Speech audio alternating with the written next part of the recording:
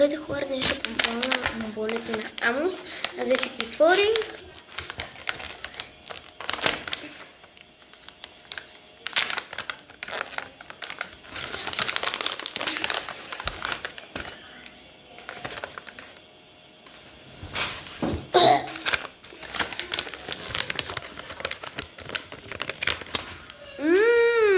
Помежду другото са много вкусни.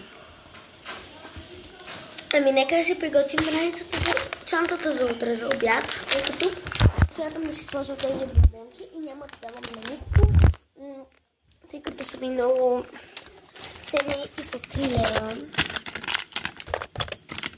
Да. В ето тази кутишка ще си сложа бомбонките на Амос, всичките. Не знам, само на мен е трудно да се отваря бомбоните. Като ги затворя един път, ние го отваряме. Толкова са трудни за отваряне. Буквално. Вау, колко са хубави и кют. Очаквам да са повече. Но както и да е. Взимаме си още една кутия.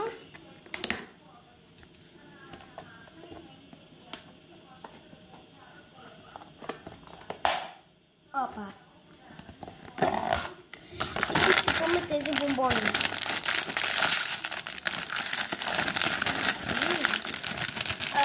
Бисквити, аспе бомбони.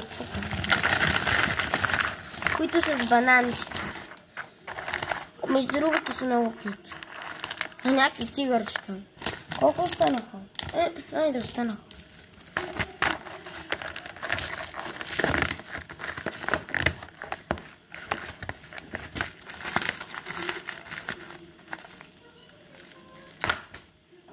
И сега слагаме на мъничко бейкър. Тези бисквитки останаха. Слагаме бейкър. Хора, ето ги. Трите кутишки. И сега ще си сложа от тези салфетки на Хапо Халоуин. Ще си сложа на тези салфетки. Ще си празнем някакъв си там. Ето ги. Ето ги. Слагаме си и сега ще ви покажа как изглежда резултата вече.